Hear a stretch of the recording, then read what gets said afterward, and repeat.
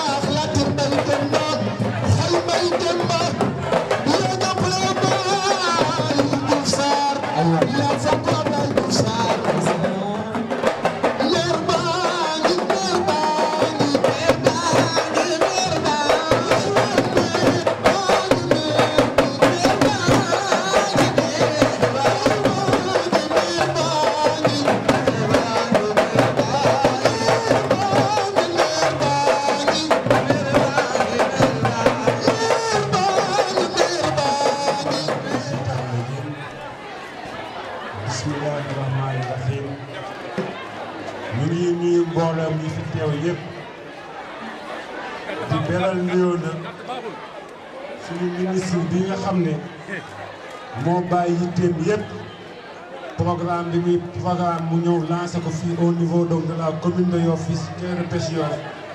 donc madame la ministre Aminata Mbengue Ndiaye ñu la jox sa wàccuwaay di la jox sa nuyoo frère je pense que Jabel wax na ko léegi fii la taxaw si tool local bi damay am kan gu mag alxemes waaye yàlla day dogal alxemes damay fekk Lyon maa ngi ñaan waa Yoff ngeen ñëw teerul ma ko ne Yoff lu ngeen am rek na génn je pense que tey ku ñëw Yoff ñu ne président Fray Yoff ak waa Fray Yoff ñëw nañ teeru leen Fray Yoff ñu leen di nuyu jaraaf yi ñëw teeru la saltige yi ñëw teeru la ndey jigéen yi ñëw teeru la représentant xalif bi ñëw taxaw teeru la délégué de quartier yi ñëw taxaw teeru la axlu politique bi ñëw taxaw teeru la conseil municipal bi ñëw taxaw teeru la donc Yoff kenn desu fi donc madame la ministre noonu la ñu ko le ministre Abdoulaye Diouf Sarr sante woon donc ñu lay jox sa wàccuwaay bu baax a baax di nuyu nag ñooñu ma wax ñëpp ñi ma lim ñëpp maa ngi leen nuyu bu baax a baax di nuyu le sous-préfet bi xam ne donc moo ñëw représenter le gouverneur fii monsieur Diadji Gueye ñu ngi lay nuyu bu baax a baax di la jox sa wàccuwaay di nuyu bu baax directeur ak chef de service fi teew yëpp ànd ak le ministre ñëpp ñu ngi leen di nuyu. ginnaaw nuyoo yooyu nag dafa am lu am solo loo xam ne tey moom la ñu ñëw di lancer fii maa ngi si tiset ñi bind sama gilet sama kaaraange ba pare ñuy wax si affaire géolocalisation muy lu am solo loo xam ne fii si Yoff dama koy ñaan Yoff di ko laaj ñaan mool Sénégal yëpp madame le ministre dañ lay féliciter di la encourager di féliciter service ci liggéey bu am solo boobu parce que fii daan nañ am ay jafe-jafe am na ay mool yoo xam ne li may wax mool yi ñu ngi toog mën nañ ko témoigner daan nañu wéer si géej lu mat juróom-ñetti fan seen ay mbokk jaaxle ñun ñu jaaxle ñu di leen wër jël moyens yu nekk def ko si di leen seet te tey jii je pense que bu fekkee monté nañ programme géolocalisation boobu la ñu jëf fii donc madame la ministre loolu nga def noonu dafa am solo ñu di la sant di sant le président Macky Sall mi xam ne moom ngeen di liggéeyal parce que ñun waa Yoff day xaw ma kan moo gisul boppam si président Macky Sall waaye ñun waa Yoff gis nañ ko bu baax a baax a baax a baax parce que fi nga ñëw taxaw nii dañ ko doon jooytu ay ati at ñu naan quai de pêche Yoff quai de pêche Yoff booba ay xale lañ waaye bi président Macky Sall ñëwee si la ko Abdoulaye Diouf Sarr jooytu ba tey ñu am un quai fii au niveau donc de la commune de Yoff quai bu mucc ayib quai boo xam ne jot nañ si yow tànk ne si quai yi gën a géré fii si Sénégal la donc ñuy féliciter ñi nga xam ne ñoo koy gérer mën naa si ñaar ñoo xam ne ñoom ñoo nekk fële di liggéey sa conseil municipal ba donc muy Jawel ak Laay ñu ngi leen di féliciter di leen sant si liggéey bi ngeen di liggéey di gën a ñaaxaat rek sama mbokk mool di leen wax ne nañuy gën a faral sol ay gilet ñun dañoo tàmm fii boo ñëwee tey dem géej sol gilet ñu naan tàpp nga waaye gilet dafa am solo lu mu am si nit gis nga maçon bi tabax wala ingénieur bi si bâtiment mën nañ wax ne tey benn casque mën na ko sauver si li nga xam ne donc mooy benn accident bu am foofu donc tey mool ni war na mën a xam ne gilet bi bu ma ko jël ñàkk fayda bu ma ko sol ñu naan tàpp la na ko sol buy dem géej ñëpp xam ne kii sol na loo xam ne dafa bokk si norme de sécurité ñun ñuy def aéronautique bi am na ku nekk fii koo xam ne ANACIM la jógee dañuy jàngale dafa am loo xam ne norme la dafa am loo xam ne recommandation la norme nag da nga ko def par force te sol gilet ak am géolocalisation norme de sécurité la war a doon ci wàllu pêche donc pêcheur bi dafa jël loolu def ko comme loo xam ne dafa bokk si ay bagages am yi muy àndaale bu ko yorul warul mooy dem géej donc ñu ngi ñaan mool yi ngeen gën a ñëw gën a ut seen ay gilet gën a ut si géolocalisation yi parce que loolu am na solo boo réeree ay kilomètres fa nga nekk ñu ñëw fekk la fa si benn fan bi ñëw jël la indiwaat la moo gën ngay dem ñu jël seen ay juróom-ñetti fan say mbokk jaaxle ñëpp jaaxle loolu lañ bëgg mu dañ fi te donc yéen moo leen fi mën a jàppale. ministre bi def na waru gorom mooy lii mooy li nga xam ne tey jii moom la indi fii indi ko si yeneen quai yi indi ko si yeneen plage yi pour nga xam ne tey mooy aar mool yi donc madame le ministre mu ngi lay sant bu baax di la gërëm di tëj rek di la wax ne sa frère dane li ñuy def fii lépp lu mu nekk sa Lyon à partir de 16h dina connecté wu pour suivre que en direct parce que bis bi dafa am solo si moom parce que kii ñëw Abdoulaye Diouf Sarr wax na leen barke démb fële si pencum Yoff relation bi mu am ak donc madame la ministre Aminata Mbengue Ndiaye donc ñu ñaan waa Yoff ñu sargal ko bu baax a baax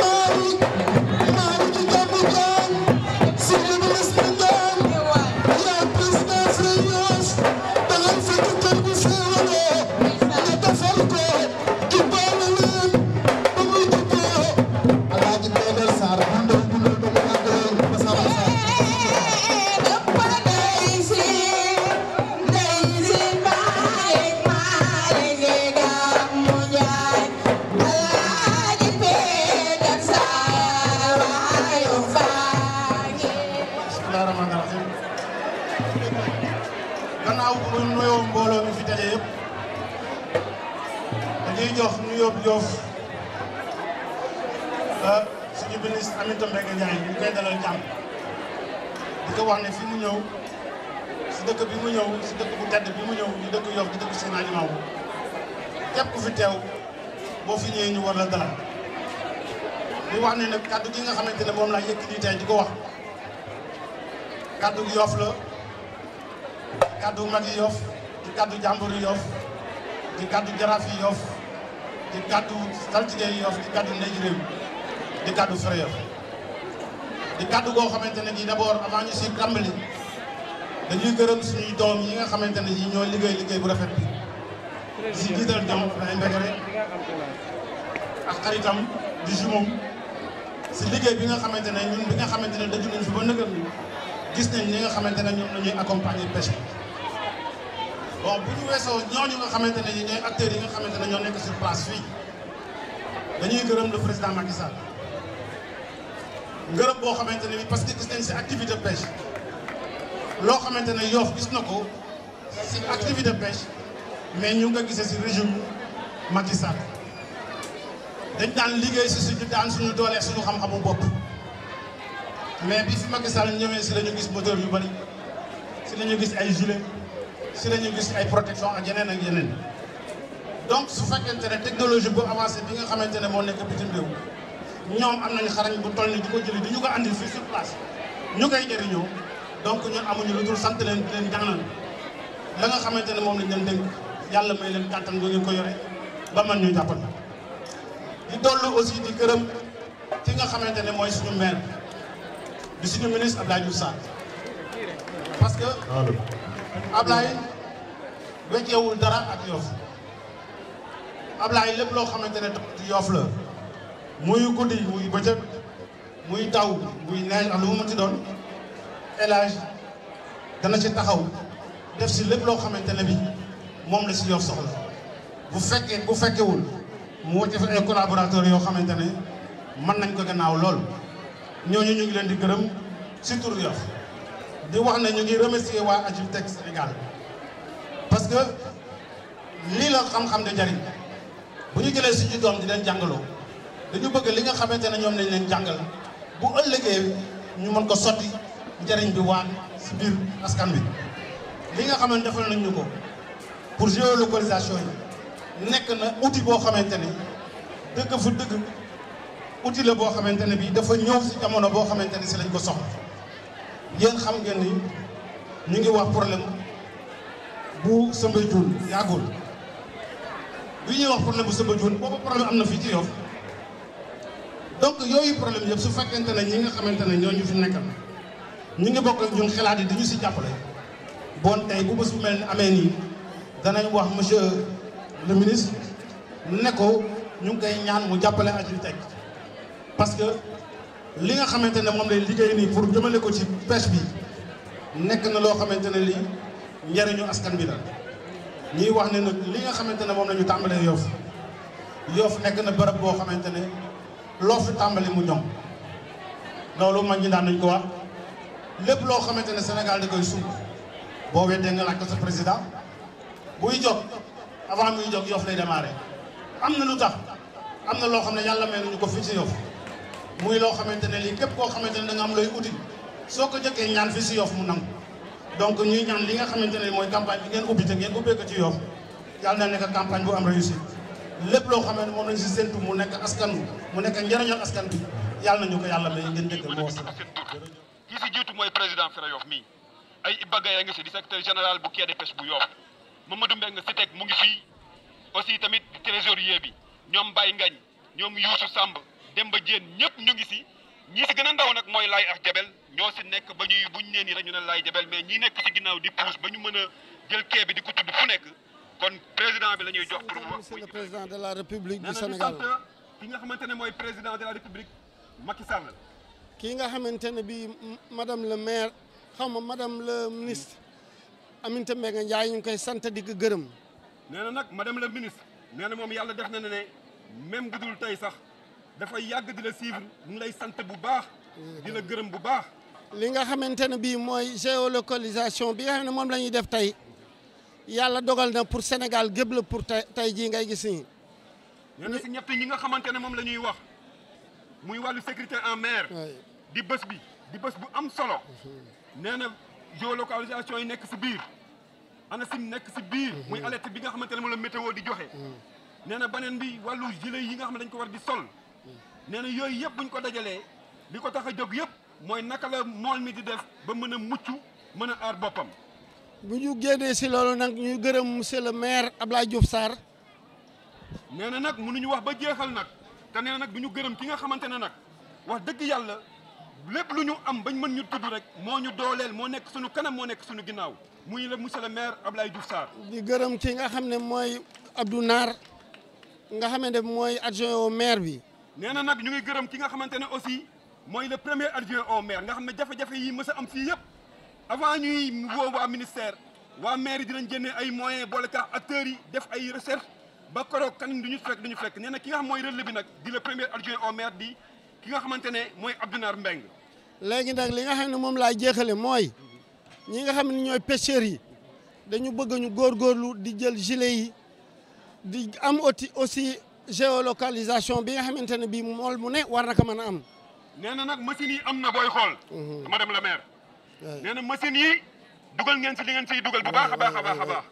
gilet yi dugal ngeen si li ngeen siy dugal bu baax a baax a baax. nee na li nga xamante ne ñu ngi koy càmbat di ko càmbaraat muy géolocalisation yi nga xam ne sunu xel a nekk si biir bu sañoon ñu tàmbali ko mu law fépp ci Sénégal bu boobaa kenn dootul seet kenn fu waay nekk rek dinañ xam fan la.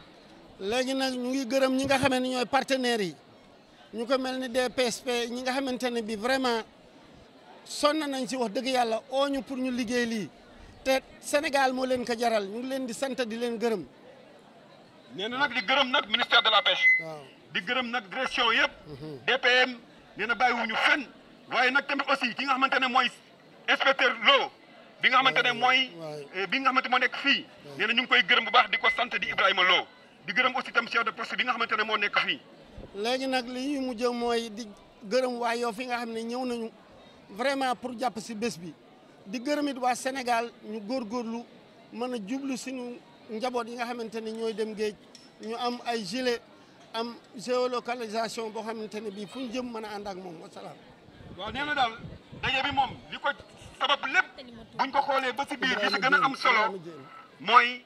sécurité en mer bi nga xamante ne moo waral tey taxawaay bi fii wàllu gilet yi na si acteurs yi farlu aussi li nga xamante ne mooy géolocalisation yi ñu def le tout nee na ba dugal si li ñu ci war a dugal yëpp bu lawee fépp nee na kenn dootul seet kenn mu ngi siy insisté nag di si insisté parce que nag géolocalisation yi si boppam am nañ bés fii si Yoff am na kuñ ko fi joxoon doon ko essayé mais wax dëgg yàlla biñ toogee ba timis gisuñu ko bi ñu ñëwee wax ji nga xamante ne ñoo ko fi indi ñoom bi ñu wootee jox nañu position bi yëpp ba ne waajaa ngi daw di ñëw dara dalu ko kon boog buñ ko mënoon tey jii jéem a lawal fépp dina nekk loo xamante ne dina arrangé. asalaamaaleykum mbooloo mi ñu ngi leen di nuyu ku sa nekk sa tur ak sa sant ñu ngi leen di dalal jàmm waaw ñu ngi leen di dalal jàmm madame la ministre ñu ngi lay dalal di la wax di la jox sa wàccuwaay maa ngi leen di nuyu yéen ñëpp képp ku fi nekk sa tur ak sa sant di leen wax ne ndaje mii li ko indi tey ñun ñii di yaay yi ñoo si ëpp doole ndax ñun ñoo jur doom yi di dem géej te doom yi di dem géej gilet de sauvetage ñoo ko moom géolocalisation bi pour ñoom la machine pour ñoom la ñuy ñaan ku si nekk sa doom nga def ko nu sa doomu maroom koo gis muy dem géej solul gilet nekk solul sa gilet géolocalisation bi danga daan réer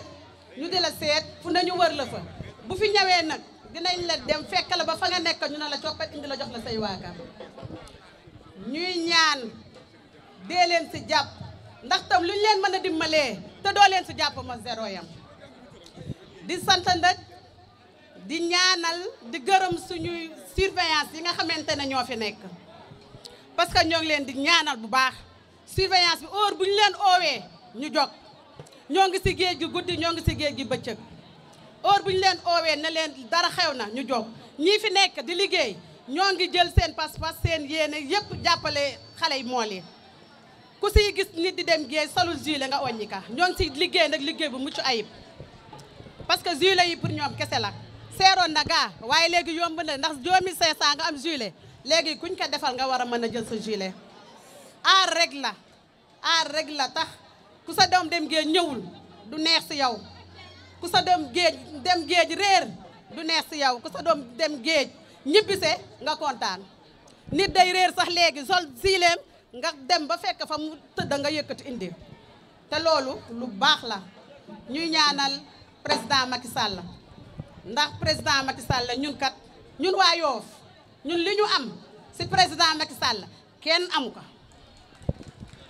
ndax bañ dalee jooy ab quai de pêche yàgg na torop mu jàppale ñu moo suñu ministre Abdoulaye Diouf Sarr borom loxo bu set bi yal na ko yàlla jàppale ba ñu am quai de pêche ñu ne deeta waaye machine yu dugg fii kër gu fi amul ñetti machine am nga ñeenti machine juile yaa ngi lépp ngi fi si géej gi machine yi essence bi wàññeeku ñuy ñaanal suñu président Macky bu ñu doolee sax ñu jël dañuy ñaanal suñu président Macky Sall di ñaanal suñu ministre bi toog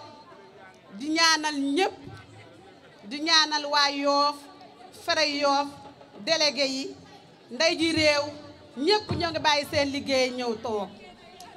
di wax nag loo ñu ngi koy sant bu baax ndax loo heure bu nekk moo ngi ñëw duñu seet duñu nemmee ko monsieur Ba tamit heure bu nekk mu ngi jël tànkam di dox ci géej gi fu nekk lay dugg lépp loo xamante ne jaaduwul ci géej gi mu dindi ko fi di leen sant yéen jigéen ñi ndax lépp yéen la bu loolu weesoo Jabel Mbegere Abdoulaye Seck Para Diène Iba Gaye ak ñëpp ñu topp seen ginnaaw ñoo ngi leen di gërëm di leen sant ndax njiit dafa metti waaye ñoom dañu jiitu waxuñu xulóowuñu saxatuñu bindiwuñu boolewuñu daraaxi wax lu dul liggéey rek lu jëmale Sénégal kanam lu jëmale Yoff kanam rek la ñuy dox lu ne nag dégg nañ ko mënoon nañoo wéer seeni ngandaay dem gétti mais dañu bàyyi seen liggéey nekk ci quai bi ñoo ngi ci quai bi guddi ñoo ngi ci quai bi bëccëg lu fi baax rek ñoom la ñu di leen ñaanal yal na leen yàlla jàpp madame la ministre ñu lay ñaanal di la dolli machine yeeg gilet yeeg yëpp bu doolee rek ñu jël baax na gaa waaye nañ dool la ko ñuy ñaanal ñëpp di sant ñëpp képp ku fi ñëw yal na la yàlla defal jàmm ku ñibbi yàlla nga ñibbi ci jàmm ak salaam ci daraja yoon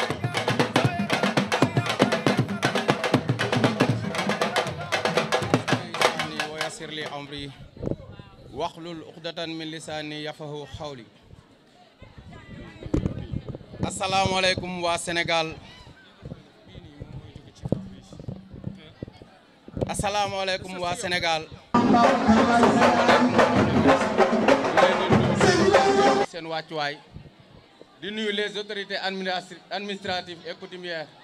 di wax ne am nañ mbégte tey li tax ma am sañ-sañu taxaw di wax ci kàddu nappakat yu ndaw yi mooy tey ñun yàlla daf ñu natoo géej nattu bi mu ñu natoo géej tey ñu yomboo bon sens boo xamante ne ni si son excellence le président de la république Macky Sall lay yemboo ñun jeunesse bi avantage bi ñu am tey mooy ñu ñoo fekk situation ñu ñoo fekk situation en plus technologie bu avancé bi tey ñu indi leen ay appareils de localisation pour lan réduire li nga xamante ne mooy tey mooy sànku gi moo li di sànku si géej gi loolu madame la ministre ñu ngi lay wax ne kontaan nañ si bu baax wàllu ñu ko son excellence le président de la république Macky Sall beneen point bi mooy tey pêcheurs yi dañu am satisfaction surtout Yoff moom damay wax ne nguuru Macky Sall dañ si gis suñu bopp bu baax a baax a baax li tax ñu gis suñu bopp lépp lu ñuy def ba ci lancement bi ñuy def nii ñu ngi ko préféré programme ne Yoff lañ koy defee xam loolu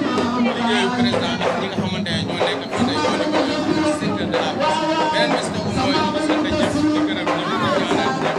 wax ne tey dañu am loo xamante ne moteur yi mu subventionné woon appareil géolocalisation yooyu yàlla na demee noonu yaatu ba ñun ñëpp ñu am si bu ko defee kenn dootul am problème si géej ku ne xam na ne affaire yi dafa ñëw à temps ndax période hivernale bi si la mool yi di sànko ndax si la ñu mauvais temps yi di dawe da ngay tëmb géej neex nga dem ba digg géej mu changé si diggante bi kon tey bu fekkente ne indil ngeen ñu loo xamante ne nii bu ñu amee problème dinañ mën a alerter au niveau du DPSP ñoom tamit ñu ngi leen di gërëm di ko jaarale seen nuyoo ak seen ngërëm si monsieur le directeur monsieur Ndiaye di wax ne kontaan nañ bu baax mais madame la ministre am na loo xamante ne nii tey foog ñu njàmbaase du doléance te du ñaxtu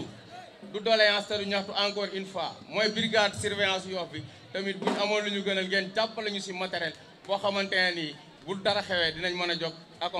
mu doon loo xam ne moo ñuy accompagner pour bu problème amee ñu ngi leen di gërëm di leen sant di leen jox seen wàccuwaay kontaan nañ bu baax si yéen ak son excellence le président de la République Macky Sall merci beaucoup waaxiru daxwaana an alhamdulillahi rabbil alamin.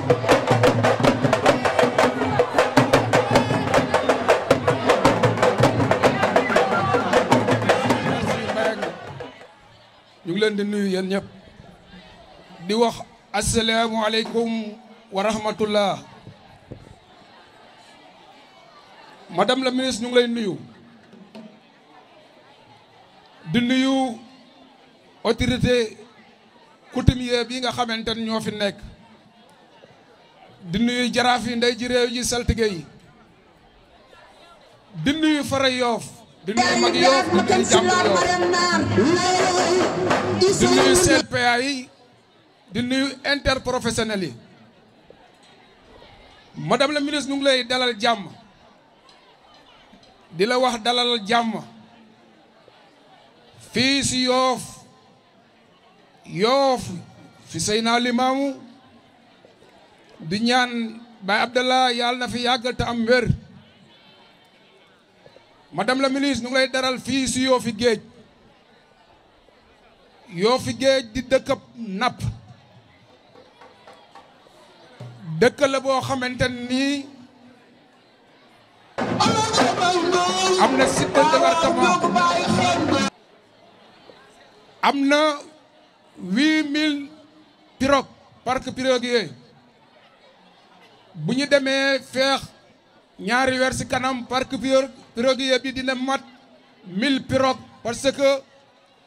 gaali gendarien yi ak suñu mbokk waa tànk yi ñëpp Yoff la ñuy ñëw di la xamal ne Yoff site de débarquement la site de débarquement la boo xamante ne nii dinañ fi débarquer 15 millions de tonnes de poissons fii si Yoff ñaare mën na ko ëpp mën na dem ba 17000 tonnes muy une valeur marchande de 19 milliards kon fii site la boo xamante ne nii site bu am doole la site boo xamante ne bu ñu war a jàppale madame la ministre ñun day ay mool lañu mool gi ñu ngi ko doon na si suñuy baay doon na ko si seeni baay ba si seeni maamaat kon ñun amuñu dul géej ñëw ngeen si moment boo nga xamante ne nii mooy moment bii ñu ko xamante ne moom lañ ko bëggee journée de sensibilisation bii ñun mool day kenn waruñu si jiit war nañ si jàpp suñu kéemtalaayu kantan ba nga xamante ne ni journée bi dina réussir sensibilisation bi ñu si wax ñu am ko ci mool dafa doy wax parce que li mool rek ay risque la nga sol sa baas bu géej da ngay causer ay risques yu mag bu yàlla dogalee ngeen andil ñu lii nga xamante ni mooy géolocalisation andil ñu gilet de pêche yi kon ñëw na si moment bi nga xamante ni moom lañ ko bëggee gilet de sauvetage day du tere dee mais bu la yàlla dimbalee ngay mool sol gilet de sauvetage bu accident amee mën nga ci mucc lii tax mën nga ci mucc moo di foo dem ci géej gaal yi bari na bari yaay goo xamante ne nii bu gaal defee accident mool yi bu ñu mënee tenir toog 45 minutes ba 1 heure de temps gaal dina dal seen kaw kon maa ngi interpellé sama mbokki mbool yi di leen wax ne nañu gën a farlu si li nga xamante ne mooy gilet de sauvetage madame la ministre lii wane ne ne faluñu la rek nga toog si sa bureau climatisé yaa ngi wàcc si terrain bi jigéen acteurs yi di wax acteurs yi ñun mool day bëgguñu lu dul ku ñu yëg parce que da nga nekk si secteur bu doy waar bu bari problème secteur mool dafa compliqué dafa bari problème mais madame la ministre am nañ si yow yaakaar trop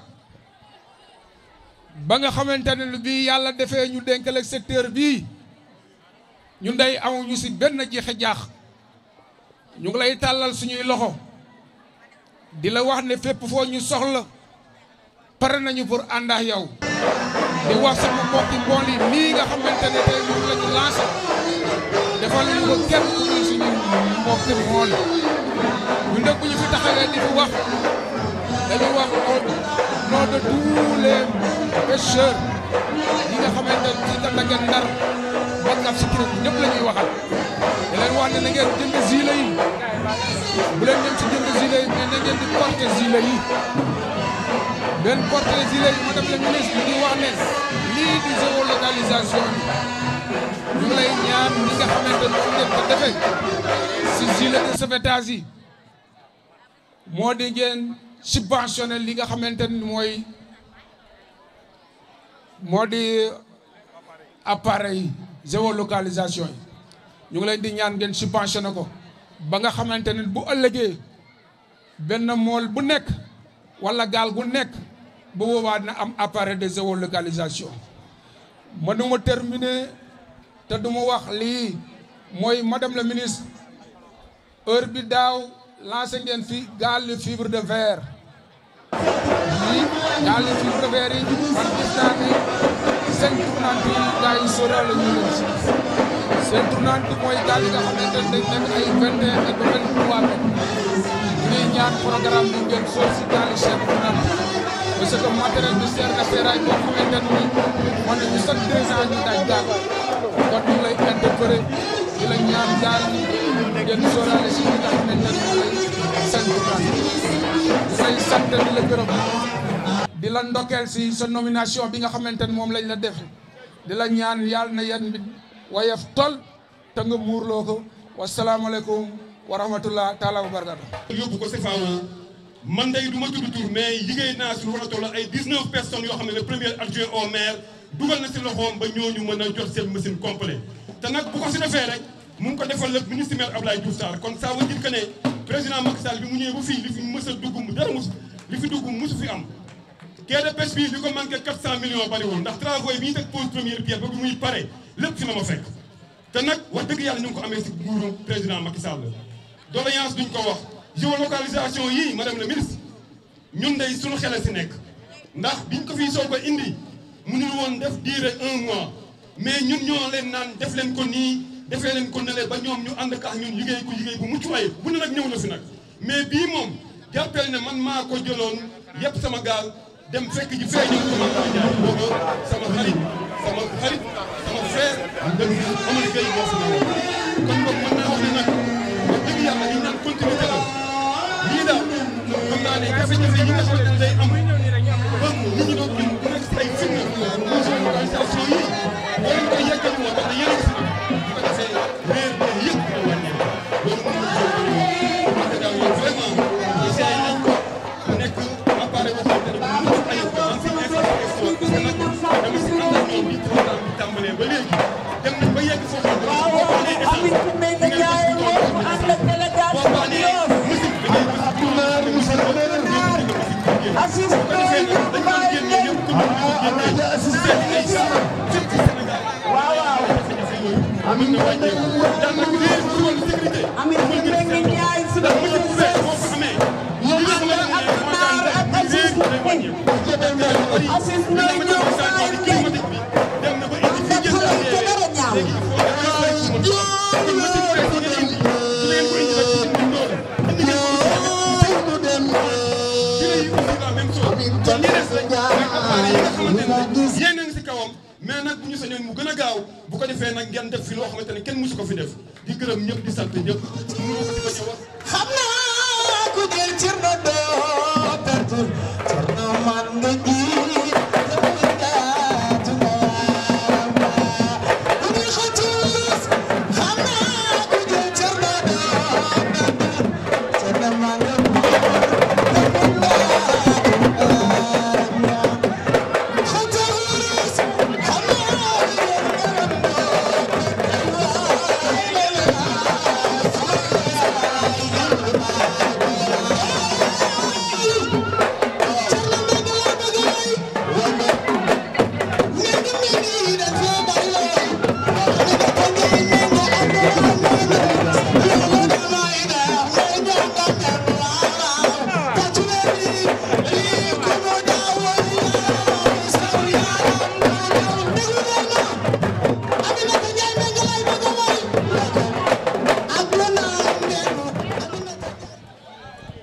ñi ngi sant yàlla bu baax di julli ci yonante bi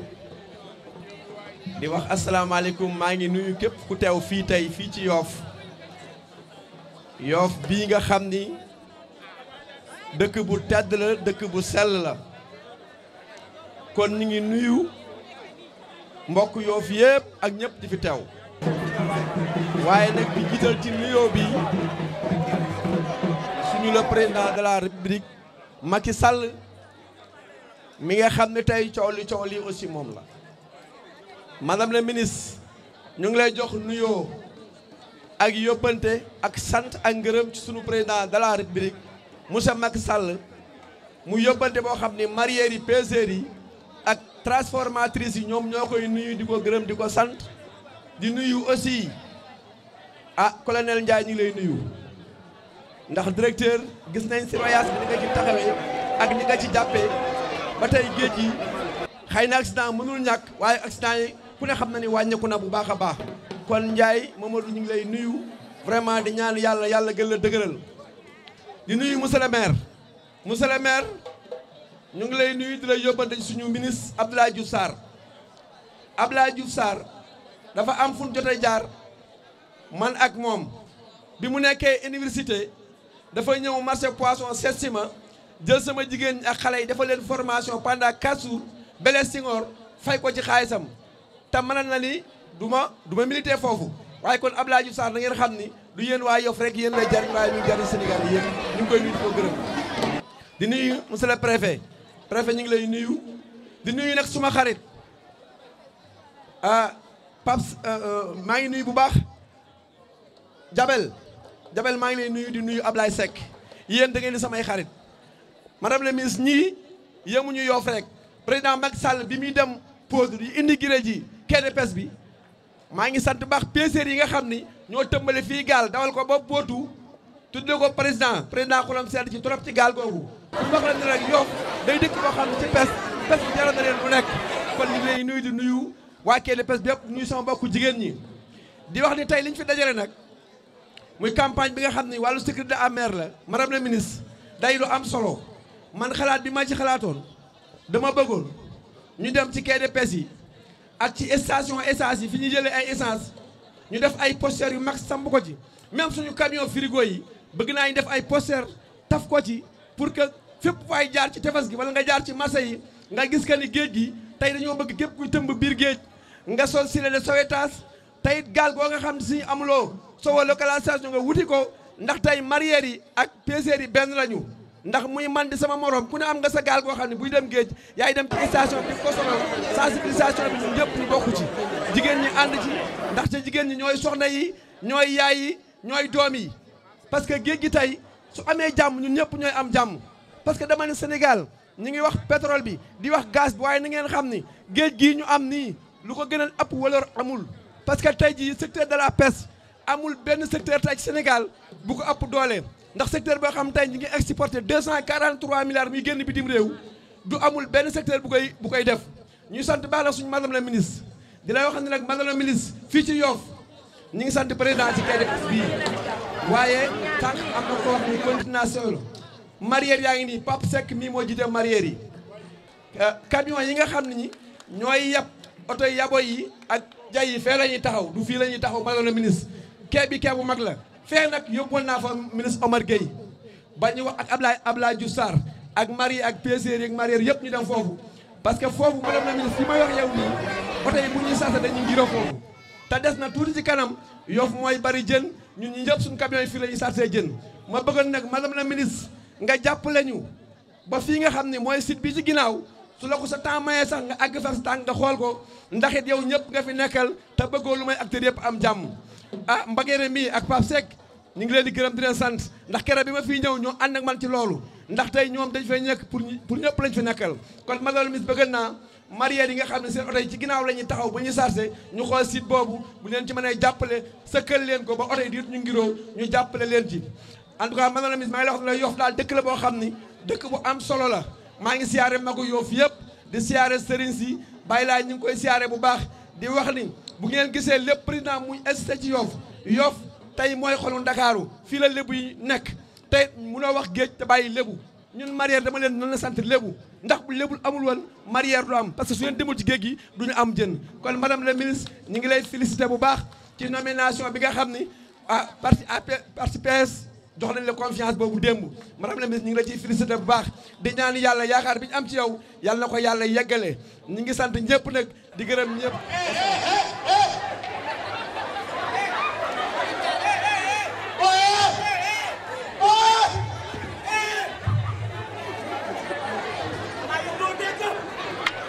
yéen lan la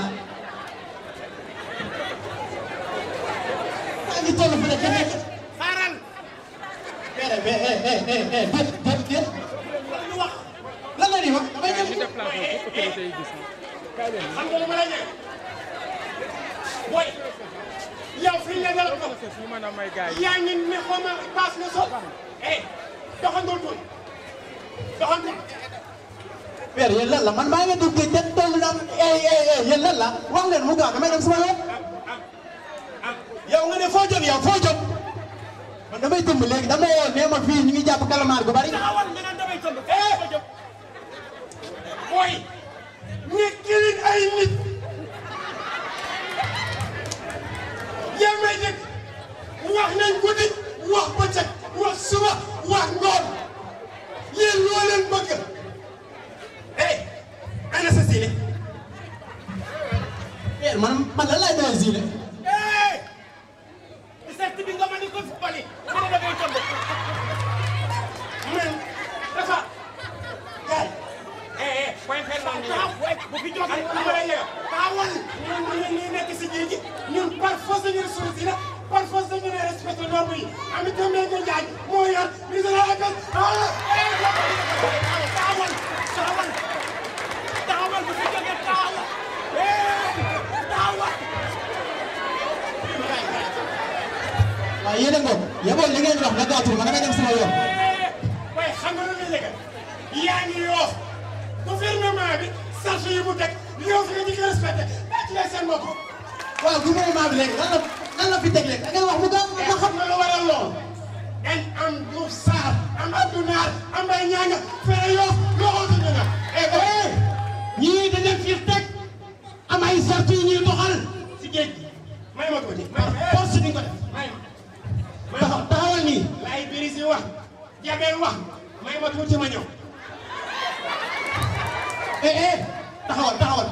jonkanaan waaw jonkanaan nga taxaw foo jot waaw adduna jërëjëf Mbenga jërëjëf dégg Yoff ñu ngi fi sant woon Yoff Mbaye Nianga Babacar lépp di jënd xam nga ñu amit on écoute attentivement pour moi amit Mbenga Ndiaye naka mu yéene ñu benn élément boo xamante ne si service bi bés lay liggéey mu ñëw léegi bi jee waa anu naa nee na mu ngi oo xamante Mbenga Ndiaye ñu yow mu ngi ñaan waaye dara joon top yalla ngeen so tangore ba de leno nga am fa taxu ko bari yere ku ko mengo ko dewe jang doxal matama jox ko ñaka jaaro tawal boye deglu ñoon assalamu alaykum wa Yoff assalamu alaykum wa Tongo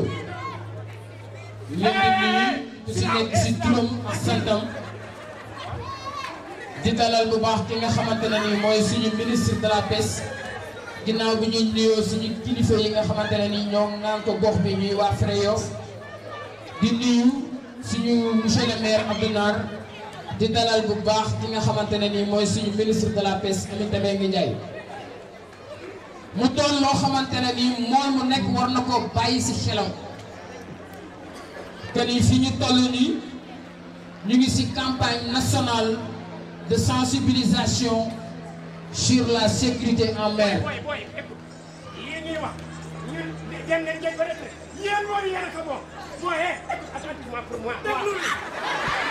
kon bépp acteur boo xamante ne ni yaa ngi dem géej maanaam mool li ñuy wax war nga ko bàyyi xel bu baax ndax kaaraange weeseetul ñu andil la moteur bu bees doyul ñuy wàññil la gilet sauvetage pour nga mën ko am doyatul ñu indil la beneen boîte boo xamante ne nii pour alerte la pour ñëpp koo xamante ne ni yaa ngi dem géej nga mën a demee géej si xel mu dal su ko defee su ma juumul li ma fekk si mag ñi ñu di ko wax seen doom ji di dem géej ñàkk yor kaaraange moo tax ba tax na ginnaaw ba suñu ministre de la pêche bu ngi fi kon li ñuy wax su fekkente ne am na benn rëq-rëq wala benn njuumte moom su jëlee kàddu gi dina ko leeral. gis nga grand man damay dem géej dañ ma oo léegi nee ma kalamaar nga xam di jóg.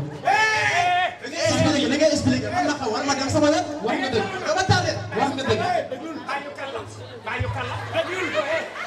xam nga nguurug Sénégal dafa jël dogal yu bees si wàllum napp gi. ndax am na ci jën yoo xamante ne nii kenn waru koo jàpp di ko teeral loolu mool mi da ko war a xam am na si jeunes yoo xamante ne nii tamit actuellement nii mool mi waru fee yegg ndax da ko war a xam yéen jeune maanaam fii nga xamante ne nii mool mi war na faa egg ak faa mu warul a egg yéen jën lan war a napp ak yéen warul a napp ci dogal bi maritime jël ànd ak ministère de la pêche ñu wax ni ci yeboy bi la wax ci yeboy bi ndukkum bu sew bi maanaam yuus boobu waruñu ko fee teeral ak mbaal yi nga xamante ne nii état Sénégal reconnaître ko waruñu ko nappee suñu géej ndax day yàq suñu géej su ko defee ana machine bi nga xamante ne nii dama ko déggoon maanaam foo yee si biir géej nga yàqule machine boobu nga naan tëj gars yi ñëw waa amité nga jaay waa gars yi allo. gis nga machine boobu lii nii moo gën a garaaw. lii GPS la. GPS laa yor. man fu nekkee lii fépp foo nekk si géej boo réeree lii noonu lay gàttal pour. yaram déglu leen papa déglu leen ma wax ko. champion tey machine bi pour kaaraange la maanaam boo ko chargé ba mu fees dina durer 1 mois mool mu nekk war na ko am sa gaal su fekkente ne yàlla dafa dogal gaal gi këpp boîte bii ngay gis nii du diig day tëmb boo amee problème ak problème boo manti am nga bës ko ñi ci kaw maanaam ñi lay saytu xam ne Babacar dafa am problème moo tax mu bës lii ñu jël seeni sojaat ñëw ba ci yow jël la fa nga nekk moo xam machine nga paan wala essence wala am urgence bu am si gaal gi nga bës yi ñu ñëw kon ministre de la pêche ak suñu nguuru Sénégal gi ñu ngi jéem a dimbali mool bi pour jàppale fii may daane la mooy lépp loo xamante ne ni Sénégal nguur gi jël na ko ngir si jumtukaay yi nga xamante ne nii moom la ñuy jëfandikoo si géej gi war na ñun ñu am ko. lii mooy lan. ndax dina amax bu am nag kii la ko andil teg ko sa loxo kooku dimbali na la sëñ bi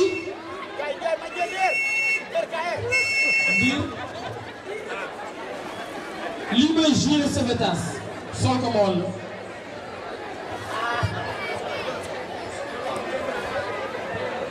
nga jël sa appareil GPS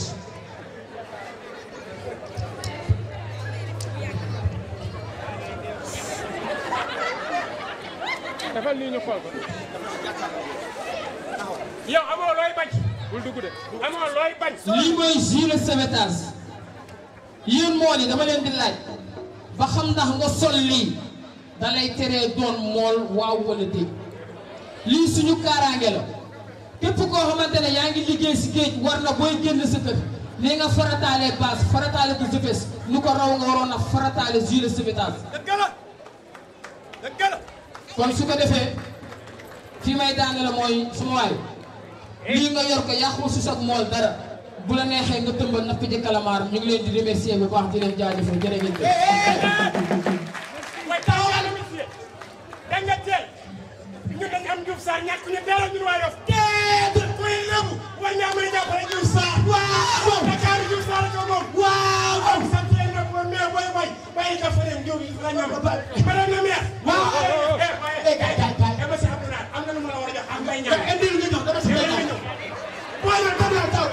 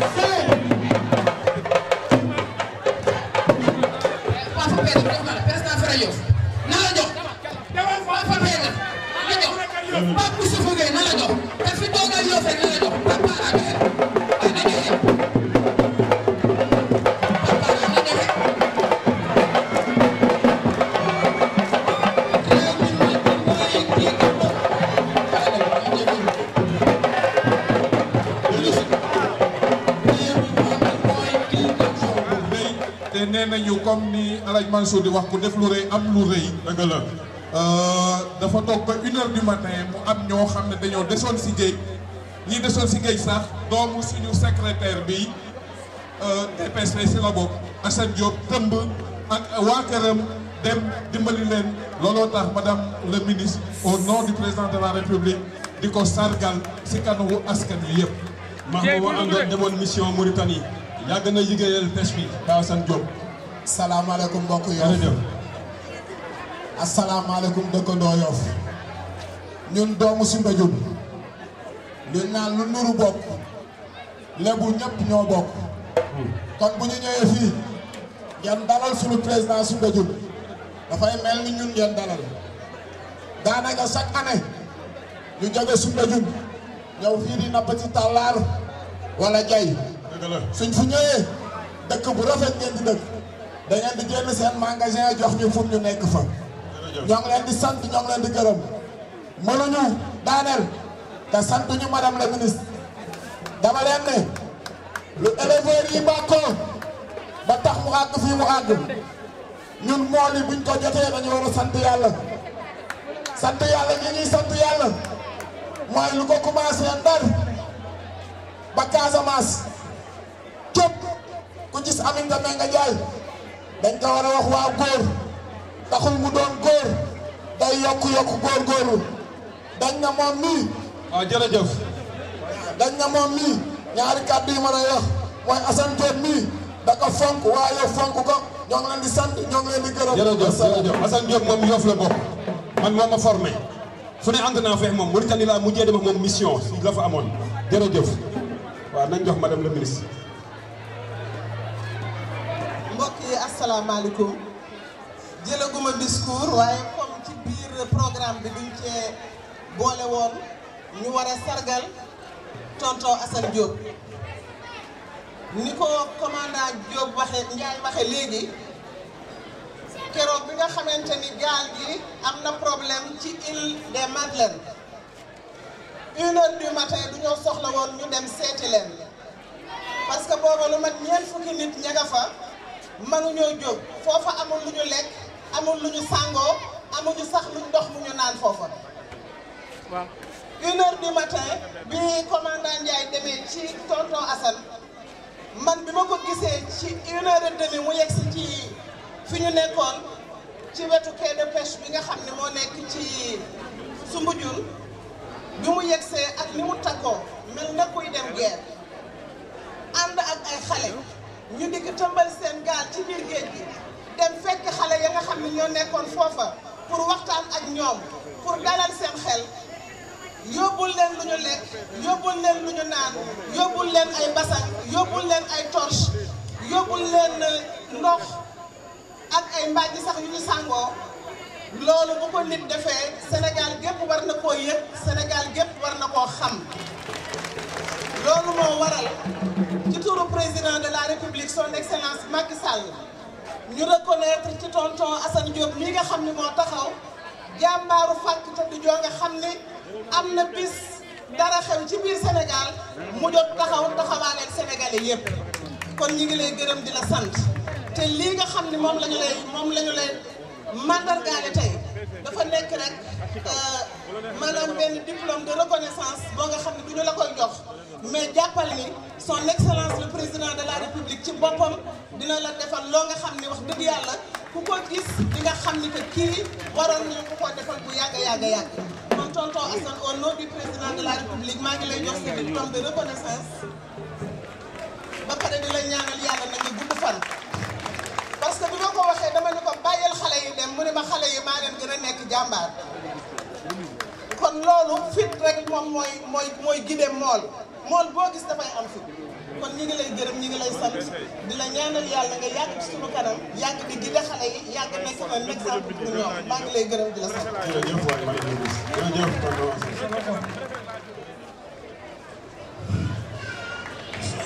jërëjëf Pa Assane jërëjëf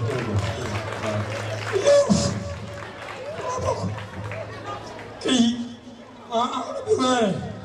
ay diplôme de reconnaissance si il la Mandela dañ ma ko joxe woon en 2007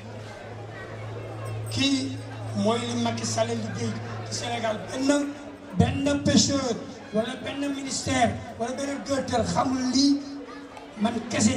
maa ko jox si Sénégal jox ko madame la ministre bu ko fekkee xam Macky Sall li mu liggéey Sénégal yëpp mu ngi nii.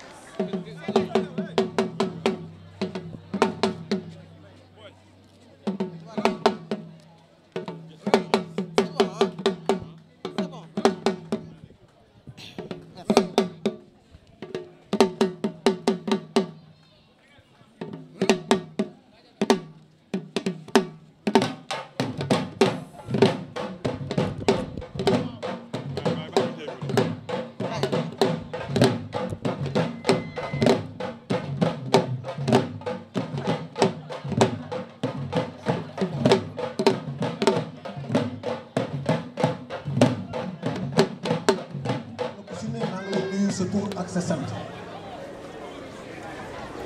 man Abdou Gaye Diouf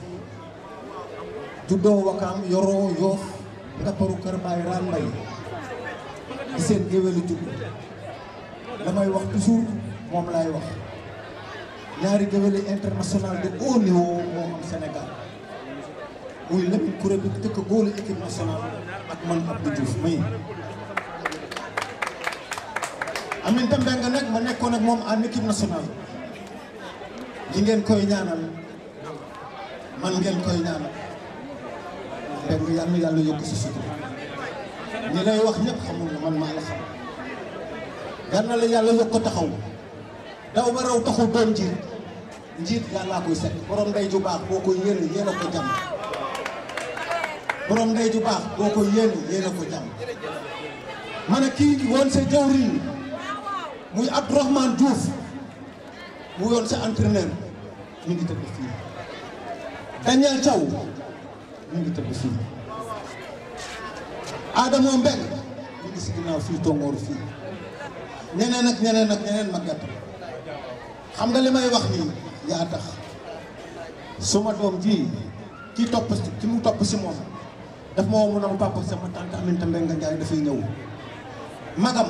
keroog ba muy ngénte yow victorine bi di ndam si yàlla ko yàlla yërëm ak na fi ko si yéen a ànd ñoom ngénte yàlla na la yàlla fay waay jàmbaar jànge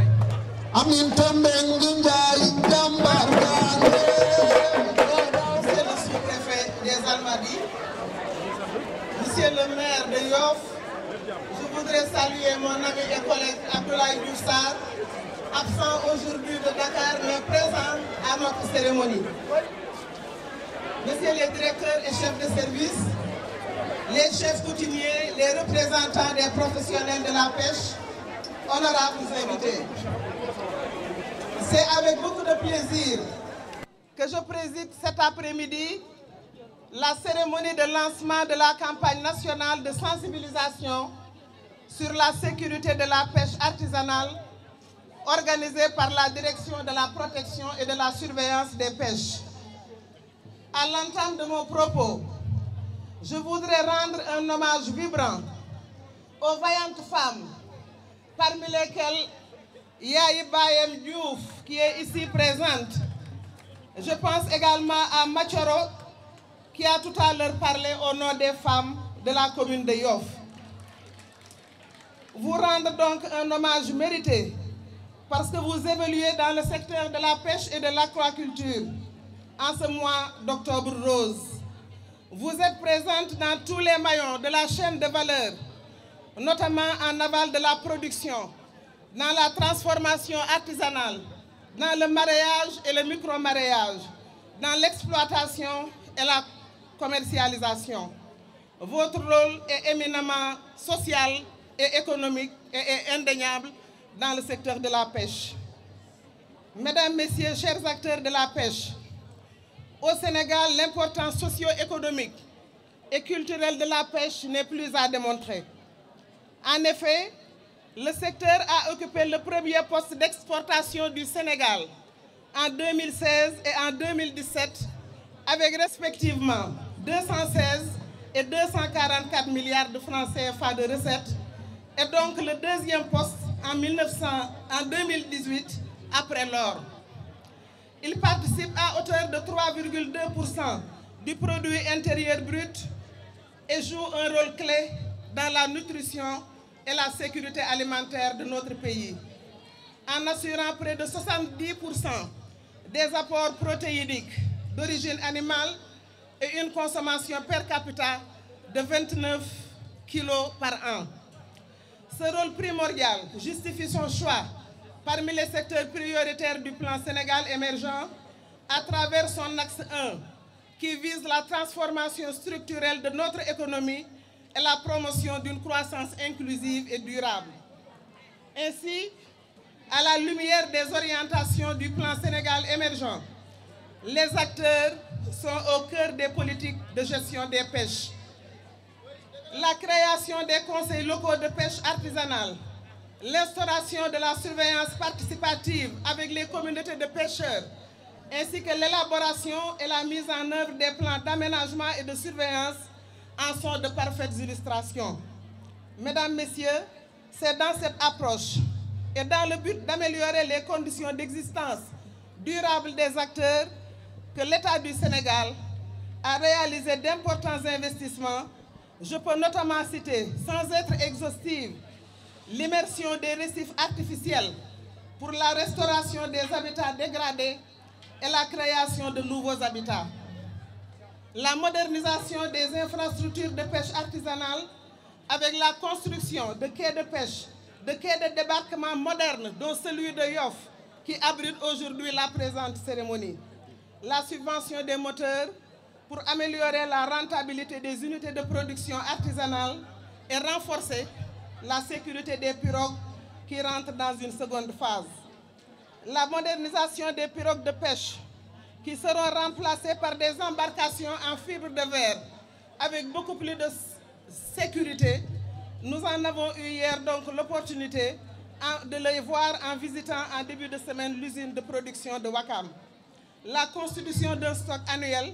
de plus de 20 000 gilets de sauvetage cédés à 2 500 francs l'unité.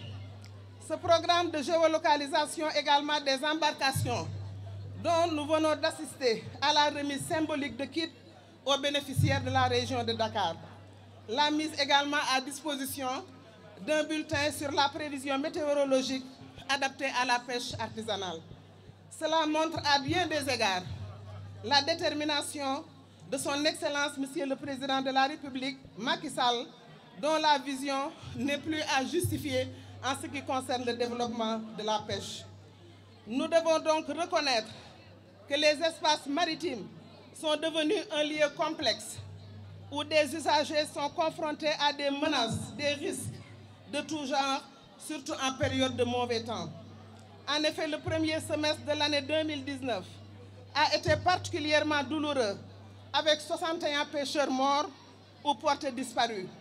54 cas d'accidents en mer et des dégâts matériels estimés à 55 millions de francs CFA. Permettez-moi, mesdames, messieurs, de m'incliner pieusement devant la mémoire de tous les pêcheurs qui ont laissé leur vie en mer et qui avaient comme seul et unique souci de trouver de quoi subvenir aux besoins de leur famille. C'est la raison pour laquelle je voudrais également profiter de l'occasion qui m'est offerte pour lancer un appel à l'ensemble des acteurs de la pêche pour qu'ils respectent le port du gilet de sauvetage en mer,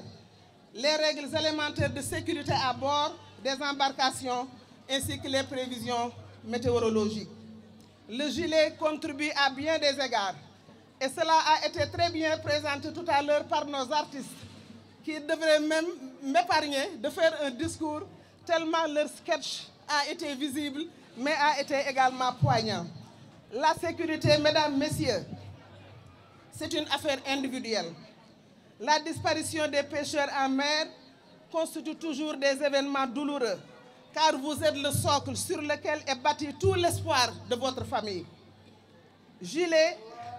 mooy bànqaasu géej.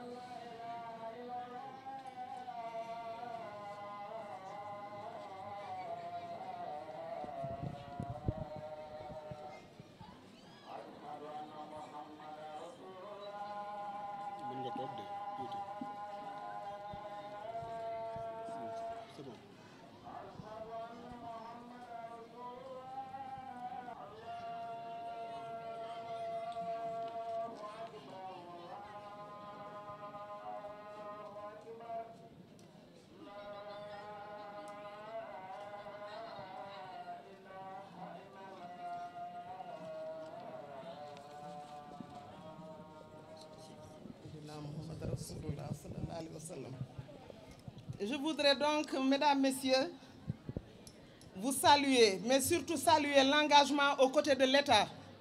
des organisations professionnelles de pêche artisanale et industrielle, des femmes transformatrices, des conseils locaux de pêche artisanale, des associations communautaires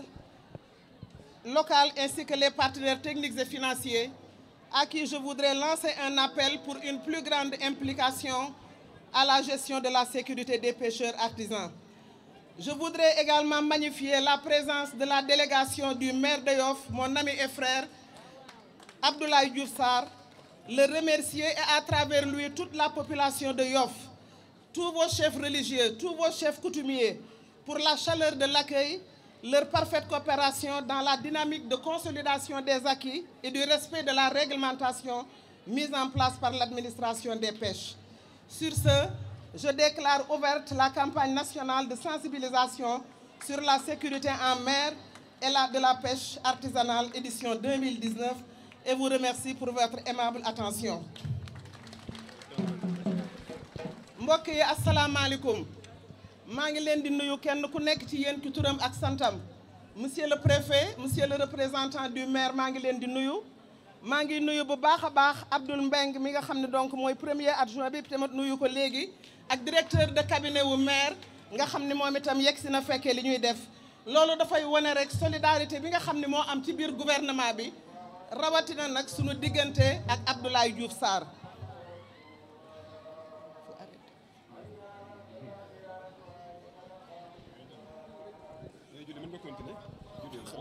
may nuyu Amdi Laay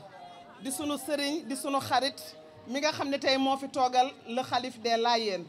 di nuyu Ibrahima Diène mi nga xam ne mooy président CLPA bi ak Souleymane Sarr le président des Frères de Yoff ñuy nuyu jaraaf yi di nuyu saltige yi ak ndey ji réew yi di nuyu les délégués de quartier le conseil municipal góor ñi ak jigéen ñi nga xam ne ñoo ko séq di nuyu tamit Cheikh Ñing mi nga xam ne moo représenté woon léegi les pêcheurs ak Baye Ngagne Diène mi président wu chaîne tournante yi ak Alaaji Thierno Mbengue dégg ngeen déclaration bi nga xam ne def na ko léegi ñu nuyuwaale encore une fois jigéen yi nga xam ne tamit ñoo nekk ci Yoff ak jigéen ñi nga xam ni ku mel ne yaayi baayam ak Macoro ñoom ñi ngi liggéey pour jigéenu Sénégal yépp may nuyu bu baax a baax tamit les acteurs de la pêche di féliciter très chaleureusement le directeur de la surveillance et de la protection des pêches colonel Mamadou Ndiaye ak équipe bi nga xam ne yëpp moom la àndal depuis plusieurs jours ñi ngi préparer cette manifestation waaye mun naa ni li ngeen doon seenu ci manifestation bi man ministre bi certifié naa leen que du point de vue de la mobilisation de l'animation et des messages qui ont été lancés wax dëgg yàlla seen liggéey rafet na bu baax a baax ñu leen di rappeler rek ni leen bu ñu organiser campagne pour def sensibilisation maanaam ñuy ñaax nit ñi pour ñu am kaaraange bu ñuy dem géej dafa nekk lu ñu soxal bu baax a baax su ngeen fàttalikoo keroog bi problème amee ci île des Madeleines son excellence le président de la république dafa déplacé wu ñëw ci tefes gi man mii ministre bi moo ma fa jiitu parce que dafa amoon nag cortège bu ko jiital te man dama doon raam rek ak sama oto ba yegg waaye wax dëgg yàlla loolu dafay wane yërmande gu mu am ci nit ñi considération bu mu am ci pêcheurs yi parce que xam na ni que pêche dafa bokk ci secteur yi nga xam ni ci sunu wàllu économie li ñu ciy indil devise daf cee bokk rawatina pêche artisanale bu ngeen déggee ñu naan 200 et quelques milliards ñu ngi koy dugal 70% wu capture yi mi ngi jóge ci pêche artisanale kon pêche artisanale ak ku ñu mel na yéen ñi nga xam ne yéen a nekk Yoff ak ci yeneen i quai de pêche à travers le pays jàpp leen ni seen liggéey rafet na ci biir réew mi moo tax bu leen négliger seen bopp parce que ñiy dugg ci gaal yi c'est les jeunes ñoom ñoo war a yore développement wu réew mi xale bu ciy dem sa waajur du nekk ci jàmm kon fàggandiku leen ngeen am sécurité ba nga xam ne bu ngeen demee lu leen mën a arrivé rek en tout cas di ngeen am chance su mucc ca loola loolu moo tax ñu bëgg ngeen respecter gilet de sauvetage ñu bëgg tamit ngeen am ay signalisation yu mel na kit yi nga xam ne moom la ñu leen doon wot léegi mais également ngeen respecter capacité bi nga xam ni moom la bateau bi am bu ngeen jëlee jën dugal ci bu ngeen ci defee lu ko ëpp dafay diis te bu diisee dafay gaaw a diig loolu moo tax ñu ni ngeen respecter loolu et puis ñu continuer également la sensibilisation à travers tout le pays tout le littoral pendant une semaine pendant peut-être même tout le mois d'octobre lii rek la ñuy def ndax lii jar na tous les jours ministre bi ci boppam xëy di ci wax xëy di ci def xëy également di ci jëf waaye nag waa Yoff yéen ñi yéen a jar a jàppale yéen a neex a jàppale parce que bilan bi ngeen fi def ci l'action du président Macky Sall mu jëmale ko ci wàllu pêche bilan la boo nga xam ni sans contestation wax dëgg yàlla bilan bu positif la man nekkoon naa ci ay gouvernement yu lu yàgg nekkoon naa dans le secteur de la pêche parce que liggéey naa bu baax a baax ak jigéen ñi nga xam ne du ñuy transformer ak ñiy def micromareyage fii nag ba Guinée ak ba Boké daan naa liggéey ak ñoom ak waa ONUDI ma di leen wax rek ni leen am na loo nga xam ne ku ko def ku ne du ñu laa war a gërëm du ñu laa war a sant bi ngeen nee nag amu leen benn doléance bu ngeen di poser parce que li fi jot a dikk mosu fay ñëw dinaa ko yegge bu soobee yàlla te lu mu man dina continuer di ko def le programme moteur 5000 ngeen jot am na programme mu 10 000 bi ci topp ak bu 5000 bi ci topp pirogue en fibre de verre yi nga xam ne ñoom du ñu nëb du ñu yàqu du ñu diig également ci biir géej loolu am na sécurité ñi ngi ciy liggéey pour xool ban ndimbal lañ ci war a am comme ni ñu koy liggéeyee ci géolocalisation bi pour que chaque pêcheur ci nga xam ni 20 000 gaal yi fi am dina mën a am gaal en fibre de verre kon mbokk yi encore une fois ñu féliciter leen pour la bonne mobilisation pour la belle mobilisation rawatina sama jigéen ñi doon ndaw rabbin xaw naa jóg sax dóor pooj parce que damaa am yaay joo nga xam ne Adja Aram Diène dafa bëggoon cosaanam dafa bëggoon boppam saa yu ñu ko gisee jigéen ñi ndaw rabbin nu mu mën a def yëngal tànk mbaa mu yëngal mbagg kon nag man tam yëngal naa sama mbagg pour jàppale Adja Aram Diène maa ngi leen di gërëm